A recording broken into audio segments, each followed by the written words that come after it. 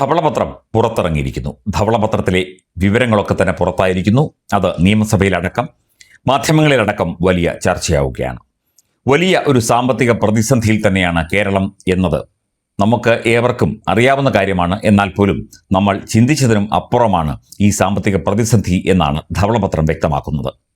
5.07 ലക്ഷം കോടി രൂപയാണ് ഇപ്പോൾ കടബാധ്യത എന്ന് പ്രാഥമികമായിട്ട് ഈ ധവളപത്രത്തിൽ പറയുന്നു. ഈ വിഷയത്തിലടക്കം മുഖ്യമന്ത്രി വി.ഡി. സതീശനും പ്രതിപക്ഷ നേതാവ് പിണറായി വിജയനും തമ്മിൽ സഭയിൽ തർക്കങ്ങളും വാക്പോരും വരെ നടന്നു.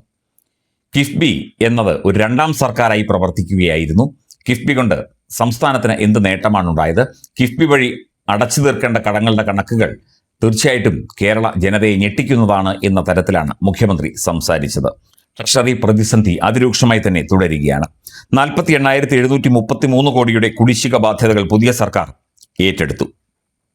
വരുമാനത്തിന്റെ 77% ശമ്പളം, പെൻഷൻ, പലിശ എന്നിവയ്ക്കായി ചെലവാക്കുന്നു.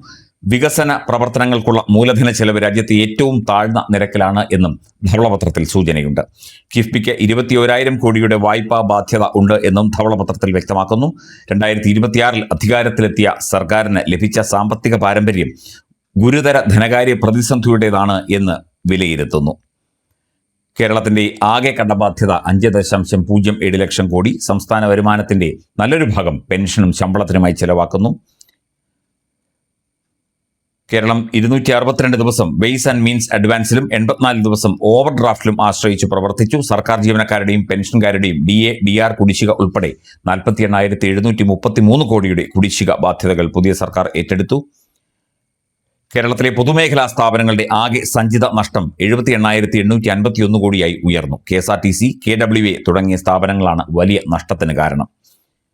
പട്ടികജാതി, പട്ടികവർഗം, പിന്നാക്ക വിഭാഗങ്ങൾ, ന്യൂനപക്ഷങ്ങൾ എന്നിവർക്കുള്ള പദ്ധതി വിഹിതം കഴിഞ്ഞ വർഷങ്ങളിൽ ഗണ്യമായി കുറഞ്ഞു. സംസ്ഥാനത്തിന്റെ നികുതി വരുമാനവും കേന്ദ്ര സഹായവും പ്രതീക്ഷിച്ചതിലും കുറവായതിനാൽ സാമ്പത്തിക സമ്മർദ്ദം വർദ്ധിച്ചു. ദീർഘകാല പരിഹാരമായി സ്വകാര്യ നിക്ഷേപം, വ്യവസായ വികസനം, തൊഴിൽ അവസര സൃഷ്ടി, അടിസ്ഥാന സൗകര്യ വികസനം എന്നിവ പ്രോത്സാഹിപ്പിക്കണമെന്നും ധവളപത്രം അതിന്റെ റിപ്പോർട്ട് ശുപാർശ ചെയ്യുന്നു. സാമ്പത്തിക അച്ചടക്കവും സുതാര്യതയും ഉറപ്പാക്കാതെ സംസ്ഥാനത്തിന്റെ വികസന ലക്ഷ്യങ്ങൾ ഒരിക്കലും നമുക്ക് കൈവരിക്കാനാകില്ല എന്ന് പറയുന്നു. ഈ ഒരു അവസ്ഥയിലാണ് നമ്മൾ എന്ന് വ്യക്തമാക്കുന്നതാണ് ധവളപത്രം. ഈ ധവളപത്രത്തെക്കുറിച്ചുള്ള വ്യക്തമായ ചർച്ചകളും ഒക്കെ തന്നെ വരും ദിവസങ്ങളിൽ നടക്കും. മാത്രമല്ല, ധനവകുപ്പല്ല ഈ ധവളപത്രം തയ്യാറാക്കിയത് എന്ന വാദമാണ് പ്രതിപക്ഷ നേതാവ് പിണറായി വിജയൻ ഉയർത്തിയത്. അതേ തുടർന്ന് ധനകാര്യ വകുപ്പിന്റെ അനുമതിയോടുകൂടി തന്നെ കൃത്യമായി പഠനങ്ങൾ നടത്തി കൃത്യമായി അന്വേഷിച്ച ശേഷമാണ് ഈ ധവളപത്രം സർക്കാർ അതിന്റെ അറിവുള്ളവരെ കൊണ്ട് തയ്യാറാക്കിച്ചത് എന്നുള്ള കാര്യമാണ് മുഖ്യമന്ത്രി വി.ഡി. സതീശൻ പറയുന്നത്. ധവളപത്രത്തെക്കുറിച്ചുള്ള ചർച്ചകൾ വരും ദിവസങ്ങളിലും തുടരും.